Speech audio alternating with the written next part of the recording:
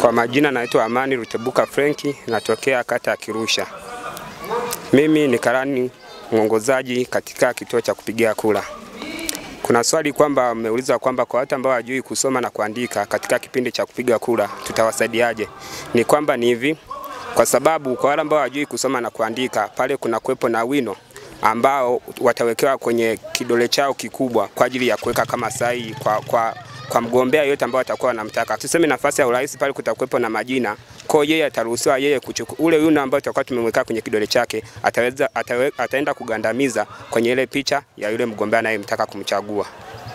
Wale ni kwamba kwa sababu pale kutakuwepo na madirector kwa wasimamizi wakuu, sisi makalani na wasimamizi wasaidizi, ni kwamba kwa watu ambao watakuwa wana udhaifu wa macho, tutatumika kwa direct sisi kama sisi kuweza kuwaonesha sehemu sahihi ya kuweza kusaini. Kwa mfano tutakuwa tunawasomea kama kipengele kinachofuata, unaenda kumchagua mgombea fulani na fulani na fulani. Je, unamtaka mtu gani? Yeye mwenyewe atasema kata ule wataja ni mtu fulani, tutamdirect kidole chake kwenda kuweka sahihi ile sema leo itaja yeye. Ni tunasema kura yako ni haki yako. Kwa hiyo hatuwezi tukasema yeye aje na mtu mwingine kwa maana ya kuwakilisha, sababu yeye kama yeye ndiye inabidi amchague kiongozi anayemtaka. Kwa hiyo inabidi iwe siri na ni kiongozi gani anayemtaka yeye kama yeye.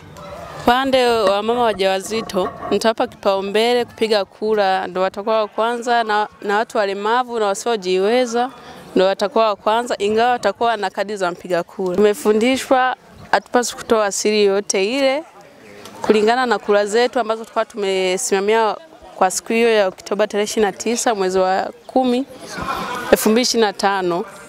Haupaswi kutoa siri yoyote ile ya kura mlizozipiga. Pia nitahakikisha wote wanapiga kura kwa usawa. Wajibu wangu nitawapa elimu ambao hawajui jinsi ya kupiga kura. Nitahakikisha kila mwenye kadi za wapiga kura na ambao wameshajiandikisha kwenye madaftari ya wapiga kura wanapiga kura kwa usahihi.